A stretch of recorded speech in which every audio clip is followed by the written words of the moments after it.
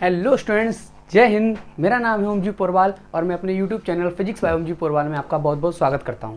तो स्टूडेंट, जैसा कि हमने आपको पिछले लेक्चर के पावर वाले लेक्चर में हमने बताया था कि अब हम अपनी न्यू यूनिट हीट स्टार्ट करने वाले हैं। हीट एयरफोर्स के हिसाब से बहुत इंपॉर्टेंट है। एनडीए नेवी में भी इसके बारे में बहुत कुछ पूछा जाता है। तो हीट में जितने भी चैप्टर हैं हम उसको यूनिट में डिवाइड कर लिए हैं, तो हम पूरी यूनिट ही पढ़ेंगे, उसके अंदर ही सारे चैप्टर पढ़ेंगे। तो आज हम लोग हीट ऊष्मा का पार्ट 1 पढ़ने वाले हैं। तो आज की क्लास बहुत ही ज़्यादा धमाकेदार होने वाली है। तो जो भी स्टूडेंट्स मेरे यूट्यूब चैनल पर नए आए हों, कृपया कर लाइक एंड सब्सक्राइब जरूर करें और शेयर भी करें। ठीक है, चलिए आइए, आज हम लोग बात करने वाले हैं हीट की। बहुत अच्छे से पढ़ेंगे, बहुत इंटरेस्टिंग सा चैप्टर है। अगर हम लोग बेटा हीट की बात करते हैं तो हीट ऊष्मा एक प्रकार की ऊर्जा होती है। ऊष्मा एक प्रकार की ऊर्जा होती है। Heat is a type of energy. जो ऊष्मा होती है वो एक प्रकार की ऊर्जा होती है। अगर हम लोग इसके बारे में थोड़ी बात करें तो इसकी जो यूनिट होती है वो सेम होती है जो वर्क की होती है और जो एनर्जी की होती है। ऊष्मा की जो यूनिट होती है वो बिल्कुल सेम होती है जो वर्क की होती है और जो एनर्जी की होती है। यानी वर्क यानी कार्य, एनर्जी यानी ऊर्जा। अगर हम लोग इनकी यूनिट की बात करें तो यूनिट हम लोग दो प्रकार से पढ़ते हैं, एक तो एमकेएस में और एक सीजीएस में। एमकेएस में और सीजीएस में अगर हम लोग इनकी यूनिट की बात करें तो वर्क की, हीट की और एनर्जी की सेम यूनिट होती है और एमकेएस में होती है जूल। क्या होती है? जूल। अगर हम लोग सीजीएस की बात करें तो सीजीएस में होती है अर्ग। एमकेएस में जूल होती है और सीजीएस में अर्ग होती है। इन दोनों में एक रिलेशन भी पूछा जाता है, बहुत इंपॉर्टेंट रिलेशन है। क्या कि 1 जूल में 10⁻7 अर्ग होते हैं। 1 जूल में 10⁻7 अर्ग होते हैं। एक और रिलेशन आता है, 1 कैलोरी में कितने जूल होते हैं। 1 कैलोरी में कितने जूल होते हैं? तो 1 कैलोरी में 4.18 या अप्रॉक्स हम लोग बोल सकते हैं 4.2 जूल होते हैं। तो ये दोनों इंपॉर्टेंट रिलेशन है, काफ़ी बार एनडीए के एग्जामों में आपसे पूछे गए हैं कि 1 जूल में कितने अर्ग होते हैं, तो 10⁻7 अर्ग होते हैं। और 1 कैलोरी में कितने जूल होते हैं, तो 4.18 या अप्रॉक्स 4.2 जूल होते हैं। तो जल्दी से इसको नोट करेंगे। अगर हम लोग इसकी डायमेंशन की भी यहीं पे बात करे ले रहे हैं, तो अगर हम लोग इनकी विमा की बात करें यानी डायमेंशन की बात करें तो इसकी डायमेंशन, अगर यूनिट सेम है तो डायमेंशन भी सेम होगी। तो वर्क की हमने यूनिट आपको बताई थी, अभी पिछले वाले लेक्चर में हमने पढ़ा, क्या होती है? mL2T-2। तो ये जो विमा होती है ये कार्य की भी विमा होती है, ये ऊर्जा की भी विमा होती है, ये ऊष्मा की भी विमा होती है। और यही विमा हमारी टॉर्क की भी होती है, बल आघूर्ण। कभी कभी सवाल पूछ दिया जाता है टॉर्क, तो ये जो विमा होती है वो बल आघूर्ण की भी होती है। तो ये हमारा हीट का थोड़ा सा पार्ट है, इसको जल्दी से नोट करेंगे।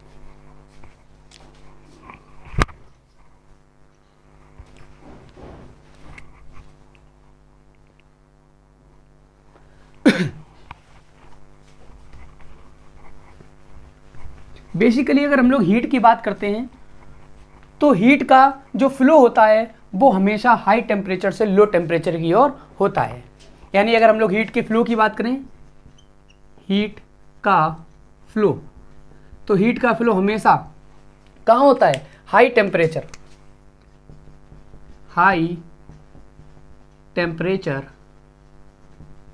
से लो टेम्परेचर की ओर होता है।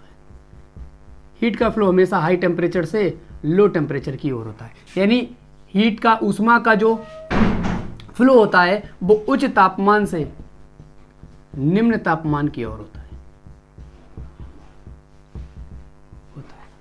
ये हमारी नेचुरल प्रोसेस है। कैसी प्रोसेस है? नेचुरल। यानी हमारी नेचुरल प्रोसेस है और इसमें कोई भी एनर्जी की रिक्वायरमेंट नहीं होती है। No energy requirement.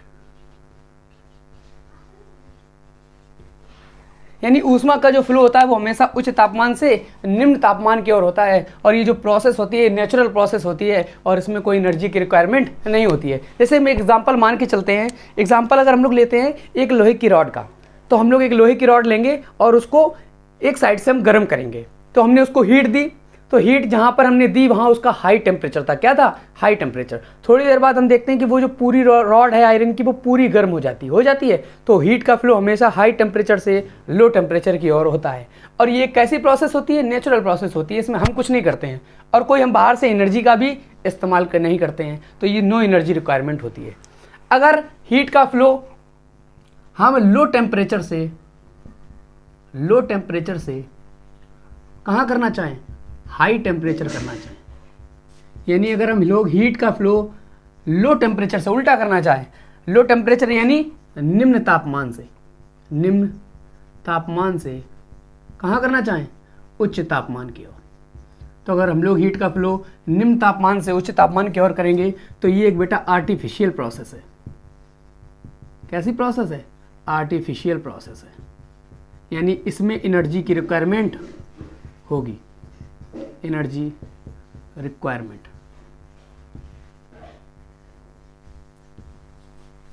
इसका हमने आपको एग्जांपल बताया, बर्निंग ऑफ आयरन रॉड बताया ना, बर्निंग ऑफ आयरन रॉड। और अगर हम लोग इसकी बात करते हैं तो इसका एग्जांपल हम लोग लेके चलते हैं रेफ्रिजरेटर। अगर हम लोग रेफ्रिजरेटर की बात करते हैं तो रेफ्रिजरेटर, मान लीजिए जो फ्रिज होती है उसमें अगर हम कोई भी कोल्ड ड्रिंक लेते हैं तो वो हमारी निम्न तापमान पर होती है। जब हम लोग उसको फ्रिज में रखते हैं और बाहर से एक एनर्जी देते हैं, एनर्जी यानी बिजली देते हैं, और हम देखते हैं कि धीमे धीमे करके वो जो हमारा अंदर कोल्ड ड्रिंक रखी हुई थी वो धीमे धीमे ठंडी होने लगती है। तो अगर हम लोग बाहर से एनर्जी रिक्वायरमेंट देते हैं तभी लो टेम्परेचर से उसका टेम्परेचर हाई हो जाता है, और ये हम लोगों के द्वारा, मानव के द्वारा बनाई गई आर्टिफिशियल प्रोसेस होती है। तो इसमें एनर्जी की रिक्वायरमेंट होती है। तो ये पूरा हीट का फ्लो के ऊपर टॉपिक था कि हीट का फ्लो हमेशा high temperature to low temperature होता है। जल्दी से इसको नोट करेंगे।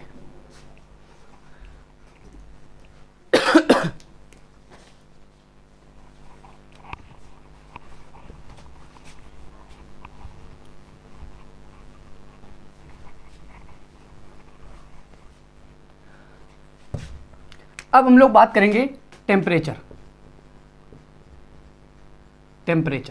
बहुत इंपॉर्टेंट टॉपिक है, तापमान। तो अगर हम लोग टेम्परेचर की बात करते हैं तो टेम्परेचर, सबसे पहले ये टेम्परेचर होती है ये एक फंडामेंटल प्रॉपर्टी होती है, फंडामेंटल क्वांटिटी होती है, यानी ये हमारी एक मूल राशि होती है। हम सभी लोग जानते हैं कि हमारी जो मूल राशि होती है वो 7 होती हैं, उनमें में से टेम्परेचर भी 1 होती है। तो अगर हम लोग टेम्परेचर की बात करें तो टेम्परेचर एक फंडामेंटल क्वांटिटी है। टेम्परेचर की अगर हम लोग यूनिट की बात करते हैं, यानी इसके मात्रक की बात करते हैं, तो इसके मात्रक कहीं होते हैं। इसका मात्रक सेल्सियस भी होता है, सेल्सियस। इसका मात्रक फ़ारेनहाइट भी होता है, इसका मात्रक केल्विन भी होता है, और इसका मात्रक र्यूमर भी होता है। और भी होते हैं रैंकाइन वगैरह, लेकिन हमारे सिलेबस में सिर्फ ये 4 मात्रक ही दिए जाते हैं, सेल्सियस, फ़ारेनहाइट, केल्विन, र्यूमर। अगर हम लोग इसकी डायमेंशन की बात करते हैं, यानी इसके बिमा की बात करते हैं, तो इसकी बिमा को हम लोग थीटा से रिप्रेजेंट करते हैं। किसे करते हैं? थीटा से प्रदर्शित करते हैं। इनमें बहुत सारे रिलेशन भी होते हैं, जैसे हम लोग सेल्सियस को ऐसे रिप्रेजेंट करते हैं, फ़ारेनहाइट को एफ से रिप्रेजेंट करते हैं, केल्विन को के से रिप्रेजेंट करते हैं, और र्यूमर को आर से रिप्रेजेंट करते हैं। इन चारों में एक रिलेशन होता है, बहुत इंपॉर्टेंट होता है। मान लीजिए अगर हमको कोई भी वैल्यू दी जाती है सेल्सियस में, और अगर हमें उसे फ़ारेनहाइट में बदलना है तो कैसे करेंगे, अगर हमें उसे केल्विन में बदलना है तो हम उसको कैसे चेंज करेंगे, और अगर हमें र्यूमर में बदलना है तो कैसे चेंज करेंगे। तो इन चारों में एक रिलेशन आता है जो कि बहुत इंपॉर्टेंट है। चलिए उस रिलेशन की बात करते हैं। रिलेशन, तो अगर हम लोग रिलेशन की बात करते हैं तो ये फार्मूला हम आपको देते हैं, C/5 equal to F-32/9 equal to K-273/5 equal to R/4। बहुत इंपॉर्टेंट रिलेशन है, स्टार लगा लीजिए। ये बहुत इंपॉर्टेंट रिलेशन है, आपके डेली लाइफ में भी काम आएगा और फिजिक्स में तो काम आने ही वाला है। यहाँ से सवाल भी बहुत पूछे जाते हैं। तो अगर कोई भी मान है जिसे हमें सेल्सियस का मान है उसे अगर फ़ारेनहाइट में बदलना है, फ़ारेनहाइट का मान यदि हमें केल्विन में, या केल्विन का मान हमें र्यूमर में बदलना है, या फिर हमें सेल्सियस से डायरेक्ट र्यूमर में, सेल्सियस डायरेक्ट केल्विन में, ऐसे करके अगर हमें मान बदलने हैं, हमें ताप दिया जाता है और हमें बोला जाता है कि फ़ारेनहाइट से केल्विन में बदलिए, तो हम कैसे बदलेंगे? तो हम इस फार्मूले का इस्तेमाल करेंगे। C/5 equal to F-32/9 equal to K-273/5 equal to R/4।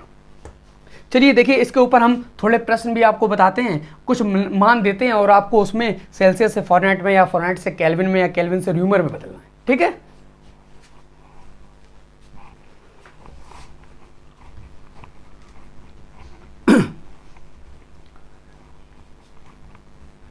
तो अगर हम आपको टेम्परेचर दे रहे हैं, फाइंड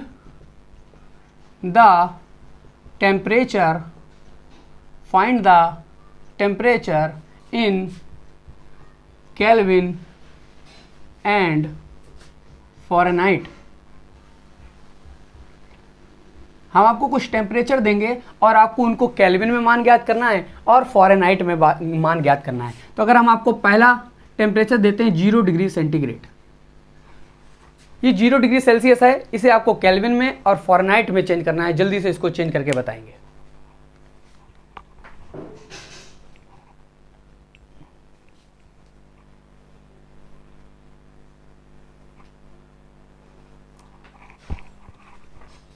चलिए निकाल लिया होगा, देखेंगे हम फार्मूला लगाएंगे। सबसे पहले हम लोग केल्विन में निकालने की कोशिश, सबसे पहले हम लोग फ़ारेनहाइट में निकालने की कोशिश करते हैं। तो हम लोग फार्मूला पता है C/5 इक्वल टू F-32/9, पता है कि नहीं पता है? और सेल्सियस में मान कितना दिया है? 0 डिग्री। तो फिर यहाँ पर रखेंगे 0/5 इक्वल टू F-32/9। तो अगर हम लोग क्रॉस मल्टीप्लाई करते हैं तो इधर मल्टीप्लाई करेंगे, इधर आ जाएगा 0, और इधर मल्टीप्लाई करते हैं तो आ जाएगा 5F माइनस, अगर हम लोग इसका मल्टीप्लाई करते हैं तो आ जाएगा 160। कितना आ जाएगा? 5 2 10, 5 3 16, 160 आ जाएगा। चलिए इसका मान निकालते हैं। तो 5F इक्वल टू 160, तो F इक्वल टू 5 3 15, 5 2 10। तो 0 डिग्री सेंटीग्रेड का जो फ़ारेनहाइट में मान हुआ वो कितना आया? 32। अगर हम लोग केल्विन में निकालना चाहें तो हम लोग केल्विन वाला रिलेशन ले लेंगे। अब यहाँ पर हम लोग जो मान निकाल रहे हैं वो किस में निकाल रहे हैं? केल्विन में। C/5 equal to K-273/9। चलिए मान निकालते हैं। यहाँ पर हमने मान रखा तो 0/5 equal to K-273/9। Cross multiply किया तो 0 इक्वल टू 5K माइनस 5 3 15, यहाँ से लगा 1, 7 5 35, 36, 3 5 2 10 30। तो अगर 5K इक्वल टू निकाला तो आया वो 1365, और 5 2 10, यहाँ बचा 3, 5 7 35, यहाँ बचा 1, और 5 3 15। तो इसका जो केल्विन में मान आया वो आया 273। आया कि नहीं आया? तो ये था 0 डिग्री सेंटीग्रेड का मान, जिसे हमने सबसे पहले फ़ारेनहाइट में और उसके बाद केल्विन में चेंज किया। र्यूमर में हमारे सिलेबस में ज़्यादा नहीं पूछा जाता है, तो हम मान जो भी निकालेंगे वो फ़ारेनहाइट और केल्विन में निकालेंगे। यहाँ साइड में नोट भी कर लेंगे, 0 डिग्री सेंटीग्रेड, 32 फ़ारेनहाइट और 273 केल्विन, ये हमारा मान निकला। चलिए एक और आपको वैल्यू देते हैं।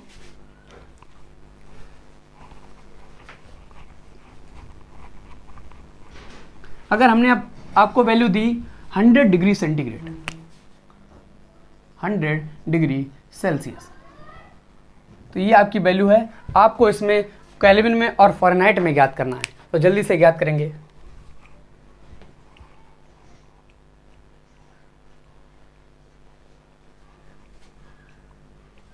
चलिए निकालते हैं। हमें रिलेशन पता है C/5 इक्वल टू F-32/9। तो अगर सेल्सियस का मान रखते हैं तो यहाँ पर 100/5 इक्वल टू F-32/9। चलिए रखते हैं, तो यहाँ पर हो जाएगा 5 2 10 और 9 2 180 इक्वल टू F-32। तो F इक्वल टू आ जाएगा 180 प्लस 32, तो ये कितना हो जाएगा? 212 फ़ारेनहाइट। तो देखिए 100 डिग्री सेंटीग्रेड का फ़ारेनहाइट में मान कितना होता है? 212। तो यहाँ पर लिखेंगे 100 degree centigrade equal to 212 Fahrenheit. अगर हमें केल्विन में ज्ञात करना है तो हम आपको एक ट्रिक बता रहे हैं जिससे आप सेल्सियस में अगर आपको मान पता है तो आप केल्विन में निकाल सकते हैं डायरेक्टली, रिलेशन भी नहीं लगाना पड़ेगा। तो अगर हम लोग सेल्सियस में अगर हम लोग 273 का जोड़ कर दें तो जो भी मान आएगा वो किस में आएगा, डायरेक्ट केल्विन में आ जाएगा। यानी अगर हम लोग यहाँ पर इसका मान केल्विन में निकालना चाहें तो देखिए 100 डिग्री सेल्सियस है ना, 100 डिग्री सेल्सियस, तो अगर इसमें हम 273 जोड़ दें तो जो भी मान आएगा वो केल्विन में आ जाएगा, तो वो आ जाएगा 373 केल्विन। और नहीं मानते हैं तो आप लोग इसको निकाल भी लीजिए रिलेशन से, मान 373 ही आएगा। तो यहाँ पर हम लोग लिख देंगे 373 केल्विन। ठीक है, चलिए एक और मान देते हैं हम आपको।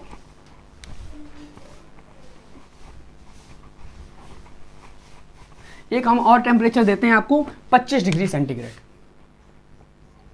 25 डिग्री सेंटीग्रेड या सेल्सियस। जल्दी से इसका मान केल्विन और फ़ारेनहाइट में याद कीजिए।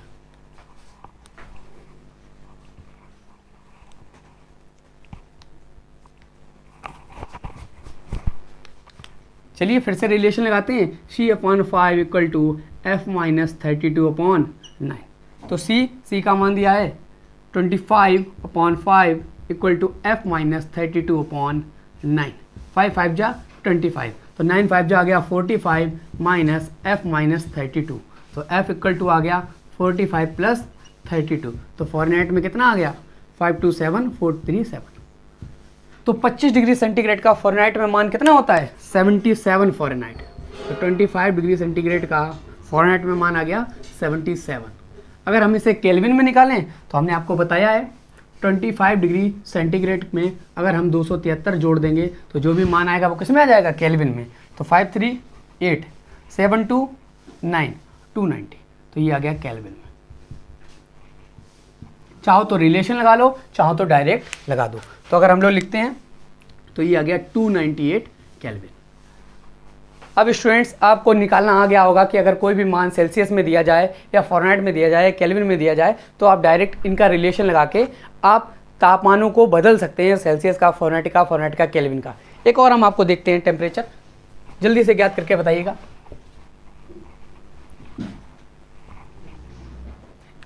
अब क्या हमने आपको टेम्परेचर दिया 37 डिग्री सेंटीग्रेड, आपको इसमें केल्विन में और फ़ारेनहाइट में चेंज करना है। जल्दी से चेंज करके बताइए।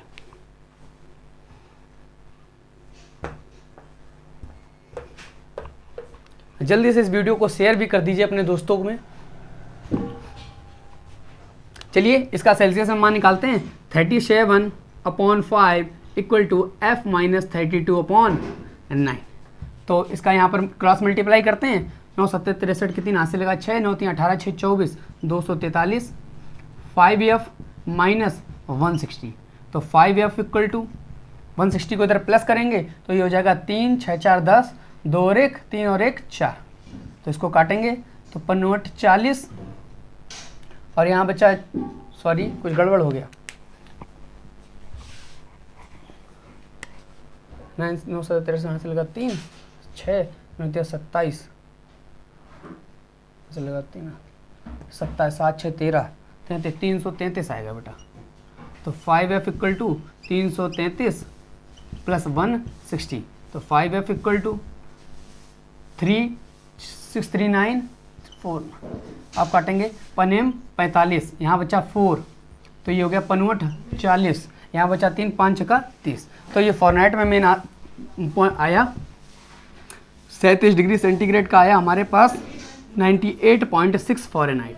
अगर हम लोग इसका केल्विन में निकालते हैं तो केल्विन में सेल्सियस का मान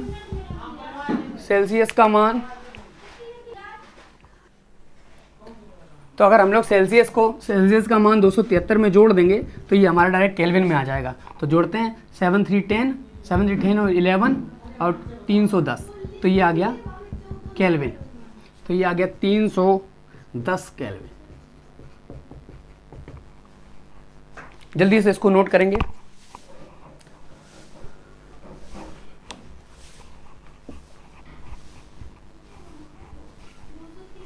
एक और हम लोग आपको मान देते हैं, जैसे हमने आपको मान दिया 4 डिग्री सेंटीग्रेड, 4 डिग्री सेंटीग्रेड। आपको इसको केल्विन में और फ़ारेनहाइट में चेंज करना है। जल्दी से नोट्स प्रॉपर बनाते रहेंगे, नोट्स बनाएंगे तो नोट्स ही हमारी पावर होती है, ठीक है। चलिए रिलेशन लगाते हैं, C/5 equal to F minus 32/9। तो C कितना है 4, 4/5 इक्वल टू F माइनस 32/9, 9 4 जा 36, 5F माइनस 160। तो 5F इक्वल टू 36 प्लस 160, तो 5F इक्वल टू कहते हैं 6, 6 3 9 और ये बचा 1, तो F बराबर आ गया 196/5, 5 3 जा 15, यहाँ बचा 4, 5 9 जा 45, यहाँ बचा 1, 5 2 जा 10, तो ये आ गया 39.2। तो अगर हम लोग 4 डिग्री सेंटीग्रेड का फ़ारेनहाइट में मान निकाला तो वो आ गया 39.2 फ़ारेनहाइट। अगर हम लोग उसका केल्विन में मान निकालें तो 4 डिग्री सेंटीग्रेड में अगर हम 273 जोड़ दें तो ये मान किस में चला जाएगा, केल्विन में, तो ये आ जाएगा 277 केल्विन।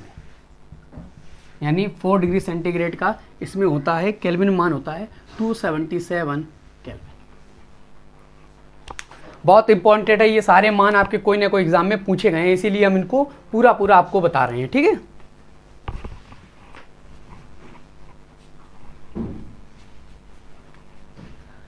एक और हम आपको टेम्परेचर देते हैं, बहुत इंपॉर्टेंट टेम्परेचर है, काफ़ी बार एग्जामों में पूछा गया है, -273.15 डिग्री सेंटीग्रेड। तो इसका आपको केल्विन में और फ़ारेनहाइट में मान ज्ञात करना है। जल्दी से इसको ज्ञात करेंगे। माइनस का 273.15 डिग्री सेंटीग्रेड। चलिए इसको मान निकालते हैं, तो C/5 equal to F minus 32/9। अभी हम क्या कर रहे हैं, सिर्फ हमने माइनस का 273 लिए ले रहे हैं, ठीक है ना, 0.15 को भी छोड़े दे रहे हैं, और 5 अप्रॉक्स वैल्यू निकाले ले रहे हैं, F माइनस 32/9। तो अगर हम लोग इसका मल्टीप्लाई करते हैं, 9 3 27, हाथ से लगा 2, 9 7 63 और 2 65, हाथ से लगा 6, 9 3 18, 6 24, माइनस का 24 57 इक्वल टू 5F माइनस 160।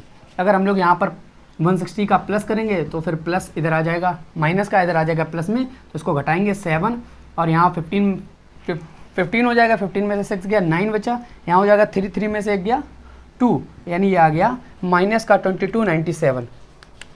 तो 5F इक्वल टू आ गया माइनस का 2297। तो F इक्वल टू कितना आ जाएगा, 5 चकू 20, ये 2 हुआ 29 हुआ, 5 25, फिर 4 बचा, यहाँ हो 5 45, 3 बचा, 5 छक्का 30। तो इसका फ़ारेनहाइट में मान आया माइनस का 459.6 फ़ारेनहाइट। मान बहुत इंपॉर्टेंट है, बहुत बार एग्जाम में पूछा गया है। अगर हम लोग इसका केल्विन में मान निकालते हैं, तो केल्विन में अगर हम लोग मान निकालते हैं, तो अगर हम लोग -273 को प्लस 273 करते हैं तो इसका मान केल्विन में आ जाता है 0, यानी इसका मान होता है 0 केल्विन। बहुत इंपॉर्टेंट होता है। तो ये कुछ टेम्परेचर थे जिनका हमने आपको मान निकलवाया। बहुत इंपॉर्टेंट टेम्परेचर है, सारों को नोट्स करें, जल्दी से नोट करेंगे और फिर थोड़ा और आगे बढ़ते हैं।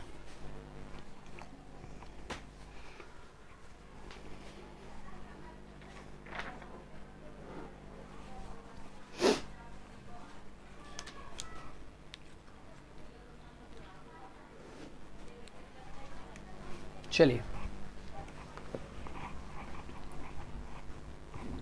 वीडियो लंबा हो जाता है, इसीलिए मैं ये प्रोसेस बहुत जल्दी करता हूँ, क्योंकि मैं कोशिश करता हूँ कि आपको बहुत से ज़्यादा आपको पढ़ाने का प्रयास करूँ। इसीलिए जिन स्टूडेंट्स को प्रॉब्लम रहती है कि मैं बहुत जल्दी पढ़ाता हूँ, तो मैं बहुत जल्दी नहीं पढ़ाता हूँ। आपके पास वीडियो है, आप रोक के भी उसको देख सकते हैं, लेकिन हमारे पास कंटेंट ज़्यादा है और समय कम है। वीडियो ज़्यादा लंबा हो जाएगा तो बच्चे देखेंगे भी नहीं, बोर भी हो जाएंगे। इसीलिए हम ज़्यादा लंबा वीडियो नहीं करते हैं और इसी में ही आपको सारी चीज़ें बताने का प्रयास करते हैं, ठीक है। ये आया -273.15 डिग्री सेंटीग्रेड। चलिए, ये मान मैंने निकलवाए क्यों हैं, क्योंकि ये बहुत इंपॉर्टेंट हैं, इनकी इंपॉर्टेंस देखते हैं। तो अगर हम लोग बात करते हैं 0 डिग्री सेंटीग्रेड की, तो ये 0 degree centigrade freezing and melting point होता है, मेल्टिंग पॉइंट ऑफ वाटर।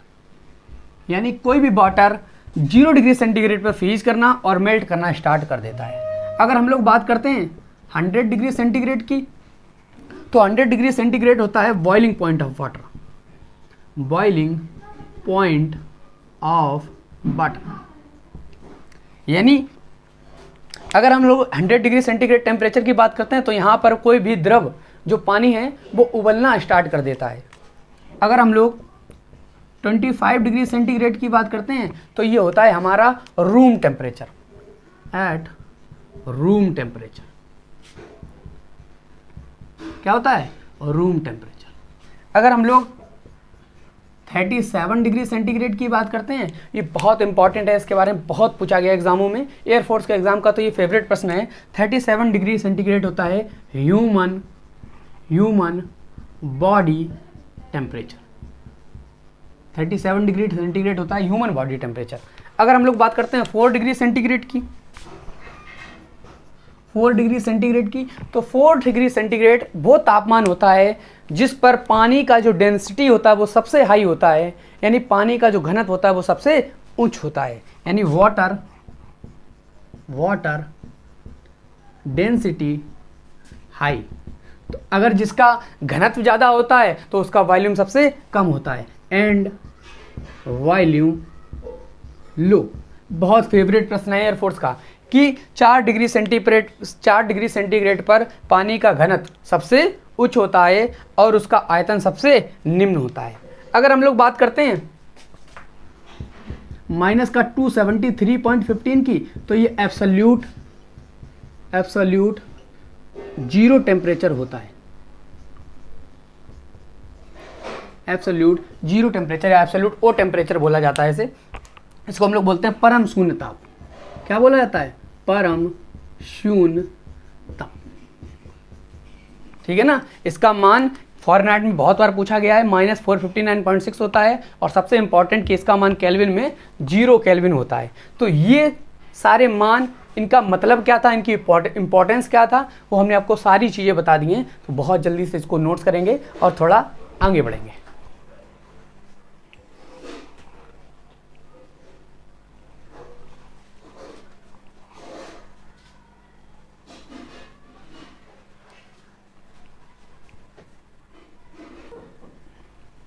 चलिए थोड़ा आगे बढ़ते हैं।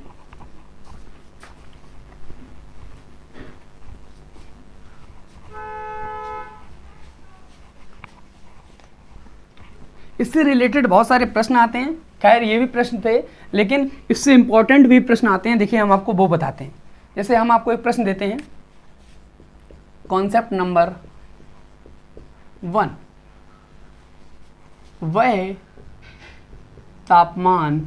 वह तापमान ज्ञात कीजिए, वह तापमान ज्ञात कीजिए जिस पर सेल्सियस व फ़ारेनहाइट का मान बराबर हो जाए। यानी हमें वो टेम्परेचर याद करना है जिस पर सेल्सियस और फ़ारेनहाइट का मान बराबर हो जाए। बहुत इंपॉर्टेंट सवाल है, एयरफोर्स में आया हुआ है, स्टार लगा लेंगे। ठीक है ना। जल्दी से हमको टेम्परेचर याद करके दिखाइए जिसका मान सेल्सियस में और केल्विन फ़ारेनहाइट में बराबर होता है।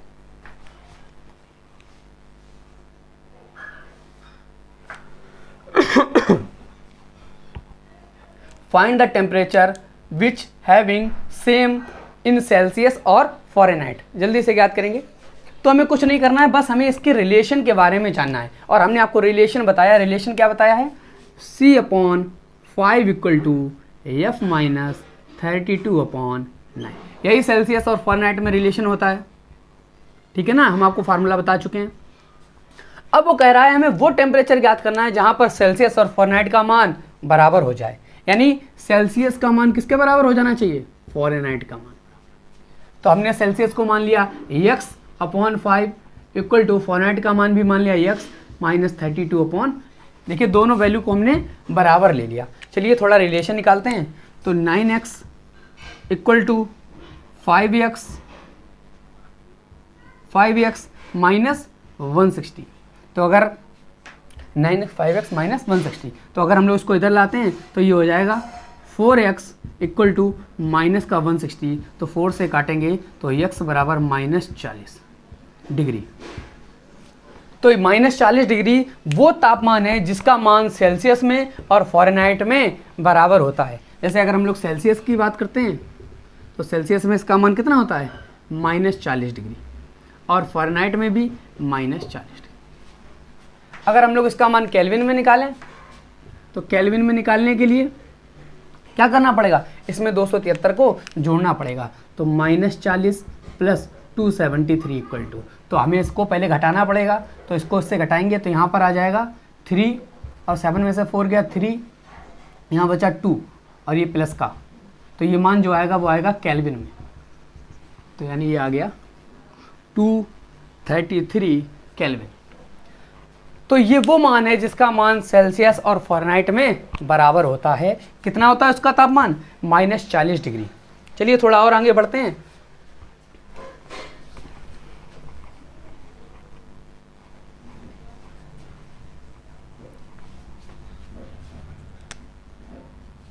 अब की बार सवाल सेम है, बस अब की बार क्या है, वह तापमान ज्ञात कीजिए जिस पर सेल्सियस और केल्विन का मान बराबर हो।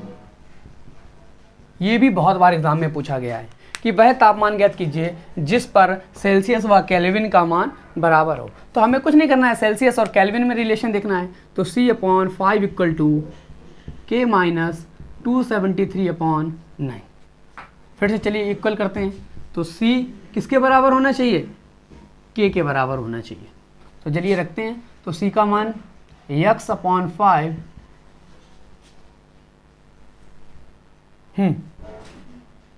चलिए रखते हैं x माइनस 273/9, ठीक है। C/5 equal to K minus 273/5। Sorry यहाँ पर होता है 5, कितना होता है 5। चलिए अब रखते हैं। तो हमने देखा कि ये 5 से 5 कैंसिल, ये x से x कैंसिल, तो यहाँ पर कोई मान ही नहीं आ रहा है, यानी नो टेम्परेचर, यानी कभी भी सेल्सियस का मान केल्विन में बराबर नहीं होता है, ठीक है ना। कभी भी सेल्सियस का मान केल्विन में बराबर नहीं होता है। तो ये बहुत इंपॉर्टेंट सवाल है, इसको भी स्टार लगा लेंगे। थोड़ा और आगे बढ़ते हैं।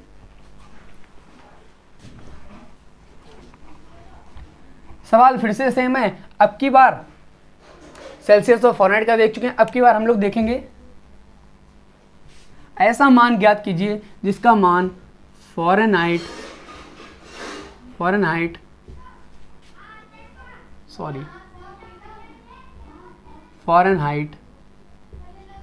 व केल्विन में बराबर।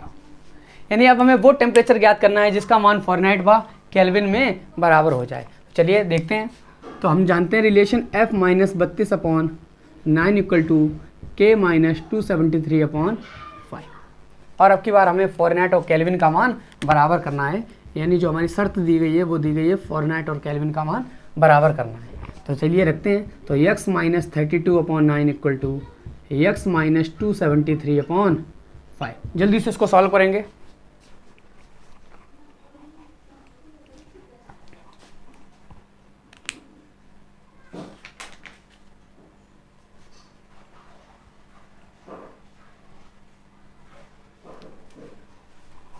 तो देखेंगे, चलिए इसका थोड़ा मल्टीप्लाई करते हैं, कैलकुलेशन है थोड़ी। 5x minus 160 equal to 9x minus 9 3 27, हाथ से लगा 2, 9 7 63 और 2 65, हाथ से लगा 6, 9 दूनी 18 6 24। चलिए एक तरफ x वाले ले लेते हैं, तो इनको इधर ले आएंगे और इसको उधर ले जाएंगे। तो 9x plus 5x minus 5x equal to 9x minus 5x। अब इसको इधर लाना पड़ेगा, तो 2457 में माइनस करेंगे 160 का, तो यहाँ पर आ जाएगा 4x इक्वल टू, चलिए घटाते हैं। तो अगर 7 में से 0 गया तो यहाँ 7 बचेगा, 5 में से 6 गया यहाँ 9 बचेगा, यहाँ बचा 3 में से 1 गया यहाँ 2, यहाँ 2। तो x इक्वल टू 4 से भाग करेंगे तो ये हो जाएगा 4 पंचे 20, 2 बचा, तो ये हो जाएगा 4 4 7 28, 1 बचा, 4 चक्कू 16, 1 बचा, 4 दूनी 8। तो ये वो मान है जिसका मान फ़ारेनहाइट और केल्विन में बराबर होता है। तो फ़ारेनहाइट और केल्विन में कितना होता है? 574.2 574 तो ये वो मान होता है जिसका मान फ़ारेनहाइट और केल्विन में बराबर होता है। इसको नोट करेंगे, बहुत इंपॉर्टेंट प्रश्न है, ये भी आ चुका है।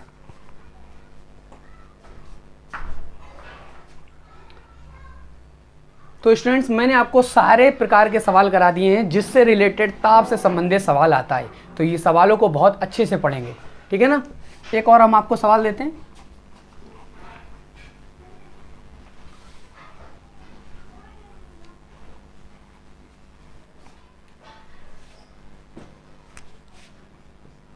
सवाल क्या है?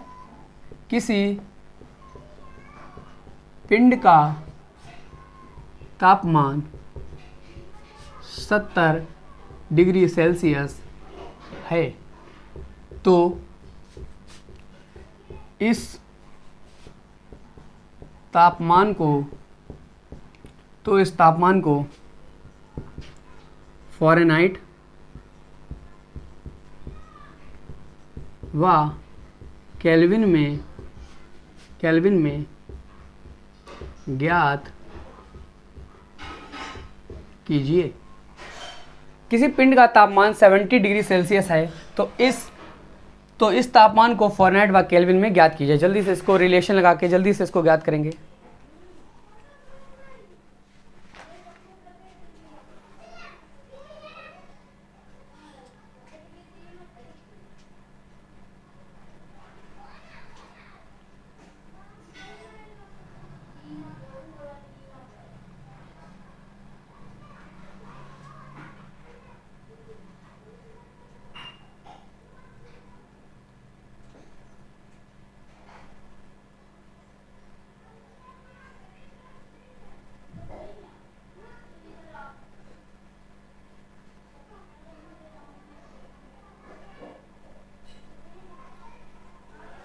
चलिए देखते हैं, रिलेशन लगाएंगे। C/5 = F - 32/9। तो अगर हम लोग C का मान रखते हैं तो C का मान है 70/5 = F - 32/9। तो इसको काटेंगे, 5 बन जा 5, यहाँ बचा 2, 5 4 जा 5 बन जा 5, यहाँ बचा 2, 5 4 जा 20। ठीक है, 49 36 6 यहाँ से लगा 3 और 9 कम 9 3 12 = F - 32। तो F बराबर कितना आ गया? जोड़ेंगे 6 2 8 3 2 5 और ये 1, तो इसका फ़ारेनहाइट में मान आ गया 158। अगर हमें इसका केल्विन में मान याद करना है तो सेल्सियस में अगर हम 273 जोड़ देते हैं तो ये मान किस में आ जाता है? केल्विन में। तो 37740 और 343, तो इसका मान जो आया केल्विन में आया वो 343 केल्विन आया। जल्दी से इसको नोट करेंगे।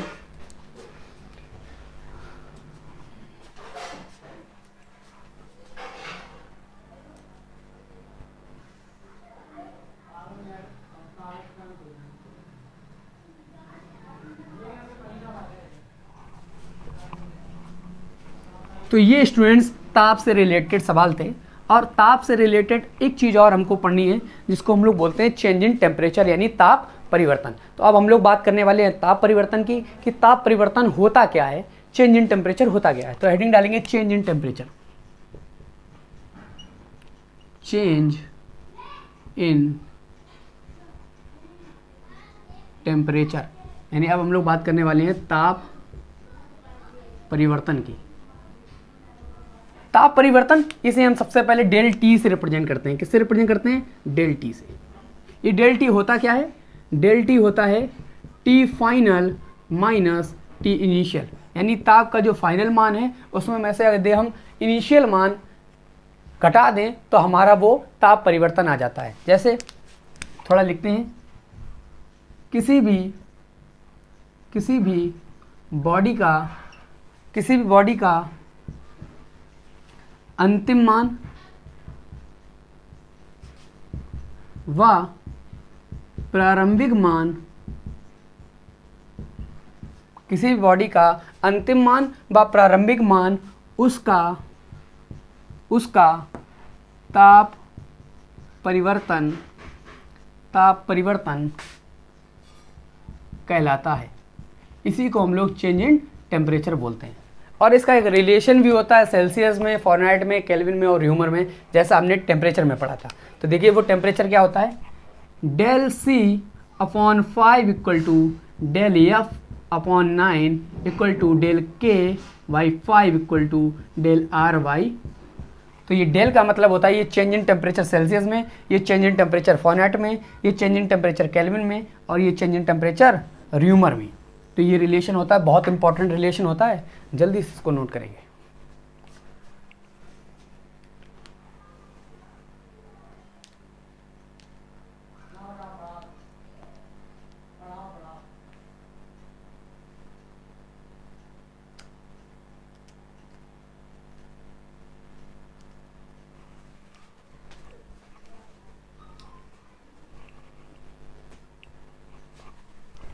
चलिए थोड़ा और आगे बढ़ते हैं। हमने देखा था कि हमारा जो सेल्सियस का मान था वो कभी भी केल्विन के मान के बराबर नहीं आता था, लेकिन यहाँ पर अगर हम लोग चेंज इन टेम्परेचर सेल्सियस में मान करें और चेंज इन टेम्परेचर केल्विन में मान ज्ञात करें तो ये आपस में बराबर होता है। तो इसमें भी स्टार लगा लेंगे, इस पर भी प्रश्न बन जाता है, ठीक है ना, कि जो चेंज इन टेम्परेचर सेल्सियस में, चेंज इन टेम्परेचर केल्विन में मान बराबर होता है, लेकिन कभी भी सेल्सियस का मान केल्विन के बराबर नहीं होता है। देखिए ये टेम्परेचर है और ये चेंज इन टेम्परेचर है, तो इनमें फ़र्क याद रखेंगे, ठीक है ना। अगर टेम्परेचर पूछा जाए तो कभी भी सेल्सियस का मान केल्विन में बराबर नहीं होता है, लेकिन अगर चेंज इन टेम्परेचर की बात की जाए तो उसका मान सेल्सियस में और केल्विन में बराबर होता है। जल्दी से नोट करेंगे।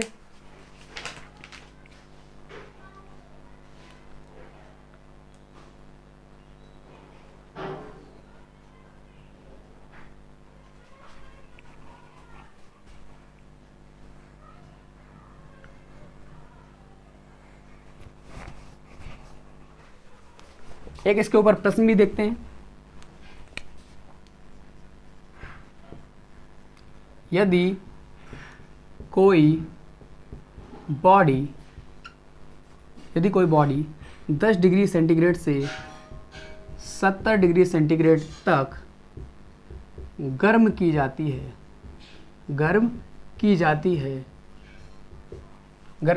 है तो इसका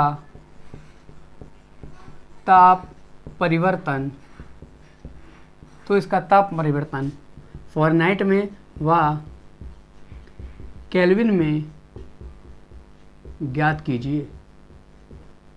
तो इसका ताप परिवर्तन फ़ारेनहाइट व केल्विन में ज्ञात कीजिए। बहुत इंपॉर्टेंट सवाल है, जल्दी से इसको सॉल्व करेंगे। तक मैं इंक भर लूँ।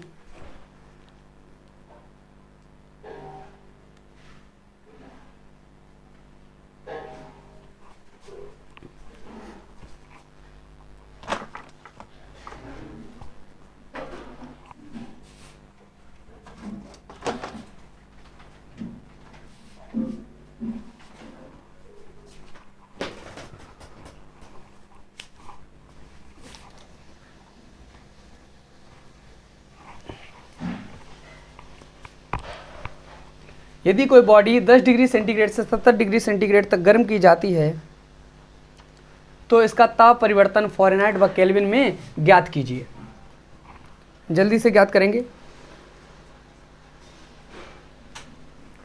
तो सबसे पहले हम इसका डेल टी निकालते हैं, और हमने आपको बताया डेल टी बराबर होता है T final minus T initial. तो अगर हम लोग डेल टी निकालते हैं तो डेल टी कितना आ जाएगा, 70 डिग्री सेंटीग्रेड से सेल्सियस से हम 10 डिग्री सेल्सियस को घटाएंगे तो ये आ जाएगा 60 डिग्री आ गया।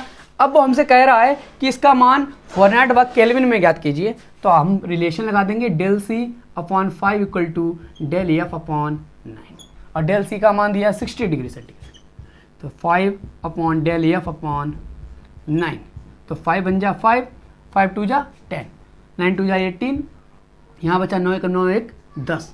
तो ये आ गया फ़ारेनहाइट में इसका ताप परिवर्तन आया 108 डिग्री सेंटीग्रेड, 108 डिग्री सेंटीग्रेड नहीं। अब हम चाहें तो इसी से हम केल्विन में भी निकाल सकते हैं। तो del F upon 9 equal to del K upon 5। Del F का मान दिया है 108 अपॉन 9 और डेल के अपॉन 5। तो यहाँ पर 8 5 40, 4 बचा 5 एकम 5 इक्वल टू 9 डेल के।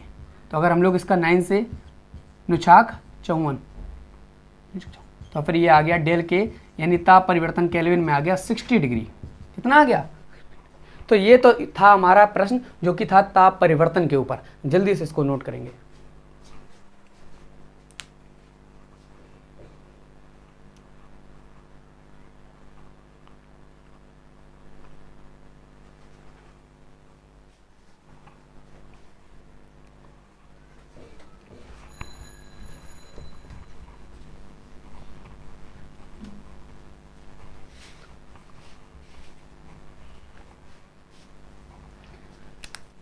हमने लोगों ने थोड़ी देर पहले एब्सोल्यूट जीरो टेम्परेचर के बारे में पढ़ा था, जिसका हमने मान भी आपको बताया था। इसको हम लोग बोलते हैं परम शून्य ताप, परम शून्य ताप। तो ये एब्सोल्यूट जीरो टेम्परेचर होता क्या है? तो एब्सोल्यूट जीरो टेम्परेचर वह टेम्परेचर होता है, किसी भी सबस्टेंस का वह टेम्परेचर जिस पर मॉलिक्यूल की टोटल इंटरनल एनर्जी का मान शून्य हो जाता है। यानी जो मॉलिक्यूल की आंतरिक ऊर्जा है वो क्या हो जाती है? शून्य हो जाती है। और जब ऊर्जा शून्य हो जाएगी तो मॉलिक्यूल मोशन भी नहीं कर जाएगा। मान लीजिए हमारे अंदर ऊर्जा नहीं है तो हम मूव भी नहीं कर सकते हैं। ऐसे ही मॉलिक्यूल की जो इंटरनल एनर्जी का मान होता है वो शून्य हो जाता है, यानी आंतरिक ऊर्जा का मान शून्य हो जाता है, जिससे मॉलिक्यूल मोशन करना बंद कर देता है। और उस तापमान को ही हम परम शून्य ताप कहते हैं। तो नोट करेंगे, किसी भी सबस्टेंस का कि मॉलिक्यूल की टोटल इंटरनल एनर्जी, किसी भी सबस्टेंस की मॉलिक्यूल की टोटल इंटरनल एनर्जी का मान शून्य हो जाए व मॉलिक्यूल मोशन करना बंद कर दे, ऐसे ताप को हम परम शून्य ताप, एब्सोल्यूट जीरो टेम्परेचर, परम शून्य ताप कहते हैं।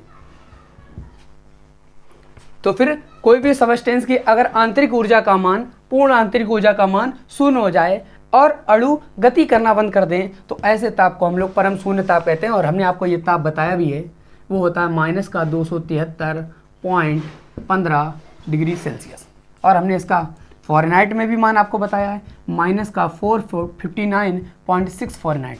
और केल्विन में इसका मान होता है 0 केल्विन। तो ये बहुत इंपॉर्टेंट है, इसको ही हम लोग परम शून्य ताप बोलते हैं। ठीक है, जल्दी से इसको नोट करेंगे।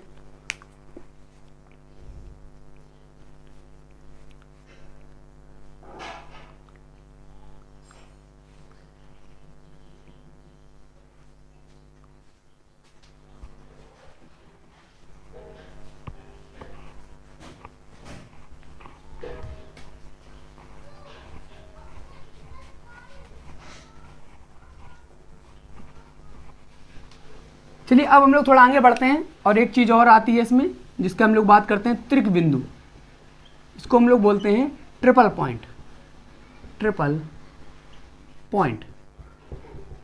तो ट्रिपल पॉइंट क्या होता है? ट्रिपल पॉइंट वह पॉइंट होता है, यानी त्रिक बिंदु वह बिंदु होता है जिस पर पानी तीनों अवस्थाओं में रह जाता है। ठीक है ना? तो हम लोग अगर यहाँ पर लिखना चाहें तो त्रिक बिंदु वह बिंदु होता है जिस पर पानी यानी वाटर तीनों अवस्थाओं में, तीन अवस्था कौन कौन सी?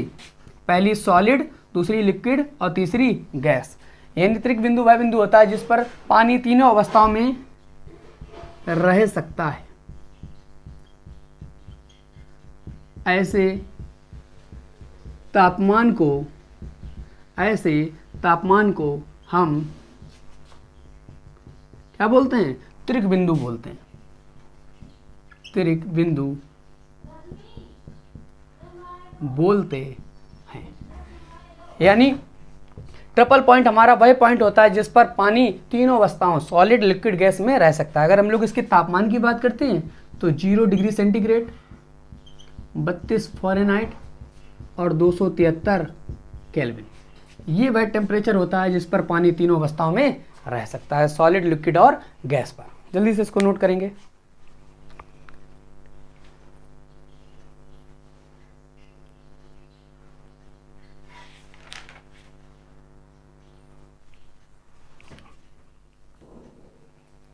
चलिए थोड़ा और आगे बढ़ते हैं।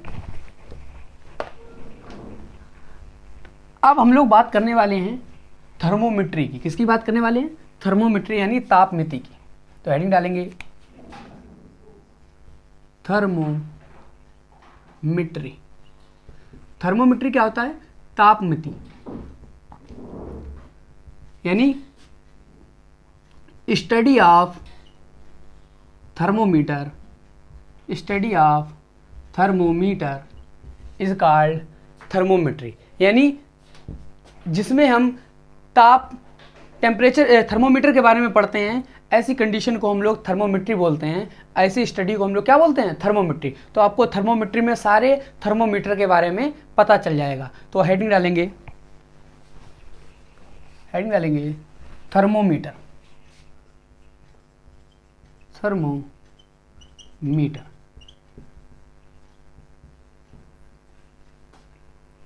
थर्मोमीटर, अगर हम लोग थर्मोमीटर की बात करते हैं तो an instrument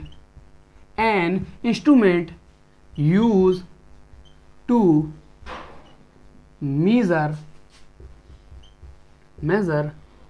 temperature, an instrument use to measure temperature is called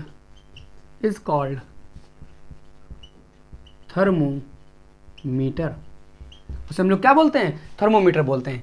ऐसा यंत्र जिससे हम तापमान को मापते हैं उसको हम लोग क्या बोलते हैं? थर्मोमीटर। और थर्मोमीटर के सबसे ज़्यादा प्रश्न आता है इसके टाइप्स ऑफ थर्मोमीटर से। तो हम लोग अब वो पढ़ने वाले हैं, टाइप्स ऑफ थर्मोमीटर। तो हेडिंग डाल लेंगे types of thermometer. Types of thermometer. Thermometer देखें कितने प्रकार के होते हैं, हमारे सिलेबस में कितने प्रकार के पूछे जाते हैं। तो सबसे पहले हम लोग लिखेंगे मरकरी थर्मोमीटर, मरकरी थर्मोमीटर। दूसरा लिखेंगे प्लेटिनम थर्मोमीटर। दूसरा लिखेंगे प्लेटिनम थर्मोमीटर, ये पारा थर्मोमीटर है, ये प्लेटिनम थर्मोमीटर है। अगला हम लोग लिखेंगे गैस थर्मोमीटर, गैस थर्मोमीटर। उसके बाद हम लोग लिखेंगे थर्मोकपल थर्मोमीटर, थर्मोकपल थर्मोमीटर। उसके बाद हम लोग लिखेंगे पायरो थर्मोमीटर। और सबसे अंत में हम लोग लिखेंगे रेडिएशन थर्मोमीटर, रेडिएशन थर्मोमीटर। ये जो होता है हमारा विकिरण थर्मोमीटर होता है, ये हमारा पायरो थर्मोमीटर, ये हमारा thermocouple thermometer, gas thermometer, platinum thermometer, mercury thermometer. यहाँ से जो प्रश्न बनता है वो इसकी रेंज के ऊपर बनता है। किस पर? रेंज के ऊपर। तो हम सभी लोग इसकी रेंज पढ़ने वाले हैं। क्या पढ़ने वाले हैं? रेंज। देखते हैं इनकी रेंज कहाँ से कहाँ तक होती है। सबसे पहले मरकरी थर्मोमीटर की बात करते हैं तो ये जो बेस्ड होती है ये लेंथ पर बेस्ड होती है। किस पर बेस्ड होती है? लेंथ पर।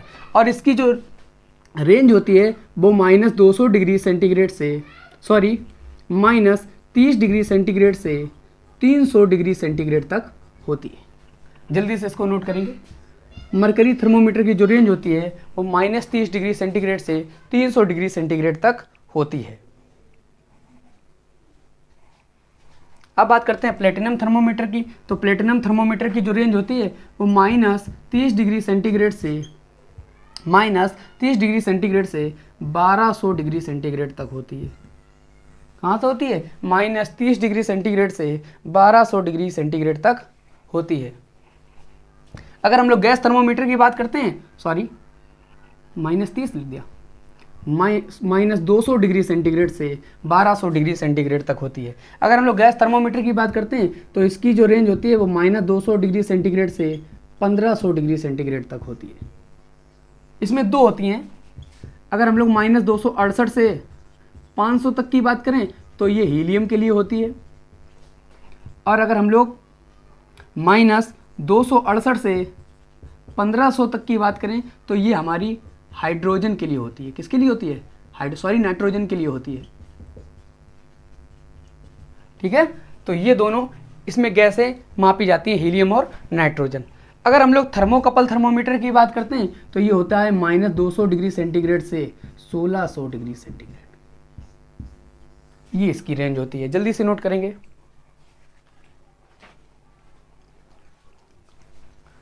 और ये हमारे सीवेट इफेक्ट पर, किस पर? सीवेट इफेक्ट पर वेस्ट होती है। ये बेस्ड ऑन सीवेट इफेक्ट होती है। अगर हम लोग पायरोथर्मोमीटर की बात करें तो ये होता है +800 डिग्री सेंटीग्रेड से अनंत तक। ये यूज किया जाता है, use to measure high temperature. उच्च तापमान को मापने के लिए हम किसका इस्तेमाल करते हैं? पायरोथर्मोमीटर का इस्तेमाल करते हैं। और ये स्टीफन इफेक्ट पर वर्क करती है। स्टीफन इफेक्ट पर, ये किस पर बेस्ड होती है? स्टीफन इफेक्ट पर। अगर हम लोग रेडिएशन थर्मोमीटर की बात करें तो इसकी रेंज +1000 डिग्री सेंटीग्रेड से अनंत होती है। कहाँ से होती है? +1000 डिग्री सेंटीग्रेड टू अनंत। और ये use to measure sun and moon temperature, यानी इसके टेम्परेचर। तो जो रेडिएशन थर्मोमीटर होता है उसका उपयोग सूर्य व चंद्रमा का तापमान ज्ञात करने के लिए किया जाता है। तो ये हमारे टाइप्स ऑफ थर्मोमीटर थे जो कि हमने थर्मोमेट्री में पढ़े। बहुत इंपॉर्टेंट इनकी रेंज और ये किस पर बेस्ड होते हैं वो सबसे ज़्यादा पूछा जाता है। जल्दी से इसको नोट कर लेंगे।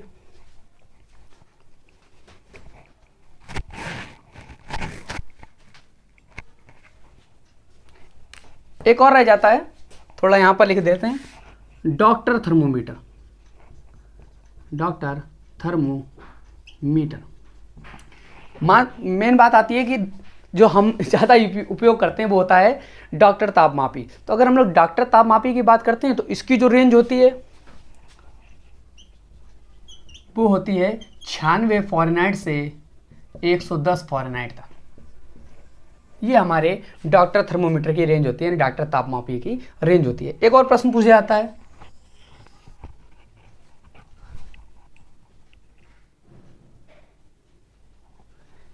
ये है हमारा सन, सूर्य है, और सूर्य के अंदर का ताप होता है 10⁶ केल्विन, और बाहर का जो ताप होता है वो होता है 6000 केल्विन।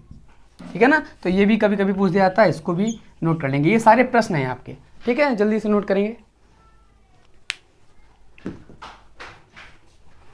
तो ये स्टूडेंट्स हमने हीट के पार्ट 1 में पढ़ा। अब हम लोग जब भी वीडियो बनाएंगे तो हीट के पार्ट 2 पे बनाएंगे, और हीट में हमने जितना भी जो भी प्रश्न बनता था सारा आपका बना दिया है। तो जिस भी स्टूडेंट्स को हमारा ये लेक्चर अच्छा लगा हो कृपया कर लाइक एंड सब्सक्राइब जरूर करें और शेयर भी करें, ठीक है। और आपके एयरफोर्स का एग्ज़ाम बहुत ही नज़दीक है, तो आप रेगुलरिटी के साथ में आप हमारे साथ बने रहिए और पढ़ते रहिए, ठीक है। जय हिंद।